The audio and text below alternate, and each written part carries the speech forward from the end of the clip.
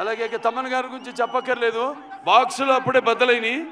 ఏది record box కాదు, థియేటర్లో సబ్బూఫర్లు పేలిపోయినాయి. అంటే రేపు చూస్తారు ఈ సినిమాలో కూడా ఆయన అందుకే రాలేపోయాడు. ఆయన మొత్తం శివుడు పూనాడు. ఇక్కడ కూడా ఒక శివాలయం ఉంది. కైలాసగిరి పూర్తిగా అవ్వబోతుంది. ప్రతి ఒక్కళ్ళు అందరు కూడా వాళ్ళ పాత్రలు అయితేనేమి, అలాగే సాంకేతిక నిపుణులు అయితేనేమి, వాళ్ళ ఇచ్చిన పనిని ఎంతో సమర్థవంతంగా వాళ్ళు నిర్వహించారు.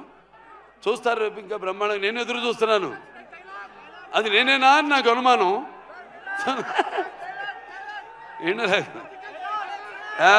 శివుడి అనుమతి లేనిది ఎప్పుడు కూడా కన్నెత్తి చూడను. నువ్వు చూస్తావా? అమాయకుల ప్రాణాలు తీస్తావా?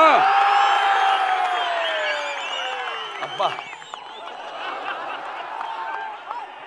అంటే నటనంటే కేవలం నవ్వడమో అరవడమో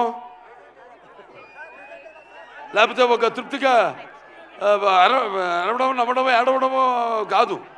నటనంటే ఒక పాత్రలోకి వెళ్ళడం, పరకాయ ప్రవేశం చేయడం. ఆ పాత్ర యొక్క అనుభవాలు మనకు తెలీదు. ఈ సినిమాలో కూడా ఇప్పుడు మీరు చూడబోయేది ఈ అఖండ తాండవంలో మనిషే భగవంతుడి రూపం తీసుకుంటే వీటిని కాపాడడానికి ఎలా ఉంటుందన్నది.